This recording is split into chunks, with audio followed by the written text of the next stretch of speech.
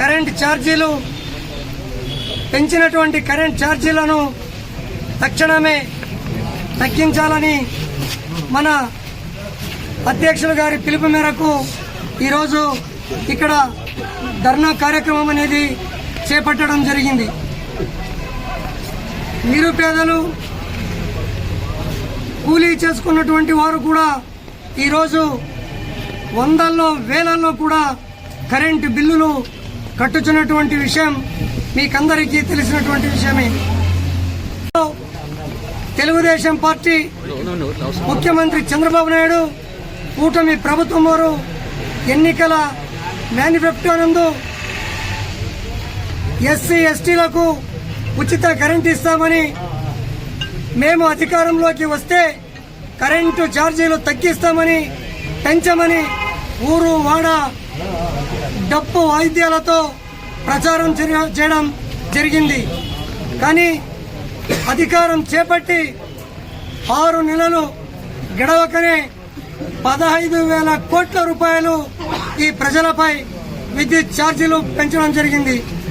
అంతేకాకుండా వచ్చే జనవరిలో 9,412 కోట్ల రూపాయలు ఇంకను మోపడానికి ప్రణాళికలు సిద్ధం చేస్తూ ఉన్నారు. సాధ్యం కానటువంటిది సుసాధ్యం చేసినటువంటి ఘనత మన రాజశేఖర రెడ్డి గారికి, తనయుడైనటువంటి జగన్మోహన్ రెడ్డి గారికి దక్కింది. అదేవిధంగా సూపర్ 6 హామీలని ప్రజలను నమ్మించి నట్టేట ముంచినారు. ఈరోజు తీరా చూస్తే సూపర్ 6 లేదు, సూపర్ 7 లేదు. దాదాపు ఈరోజు 5 సంవత్సరాలలో చేసేటువంటి అప్పును ఈ చంద్రబాబు నాయుడు కేవలం 6 నెలల్లోనే ఈ రాష్ట్రంలో రాష్ట్ర ప్రజలపైన అప్పు మోపించినటువంటిది చరిత్ర మీకందరికీ తెలిసినటువంటి విషయమే. మన వైఎస్ఆర్ కాంగ్రెస్ పార్టీ తరఫున మన రాష్ట్ర వ్యాప్తంగా ఈ విద్యుత్ ఛార్జీలపైన ధర్నా కార్యక్రమం చేయడం జరిగింది.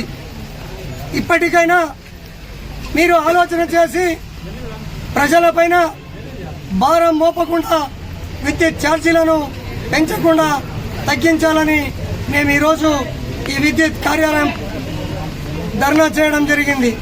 తప్పనిసరిగా మా డిమాండ్స్ ఒక్కటే, నిరంతరం కోతలు లేకున్నట్ల 2-3 గంటలు ప్రస్తుతం కోతలు విధిస్తున్నారు. ఆ కోతలు విధించకుండా నాణ్యమైనటువంటి విద్యుత్తును సరఫరా చేయాలి. ప్రజల తరఫున, ప్రజల పక్షాన ఉండి ప్రజల తరఫున పోరాటం చేయడానికి వైఎస్ఆర్ కాంగ్రెస్ పార్టీ సిద్ధంగా ఉందని తెలియజేస్తున్నాం.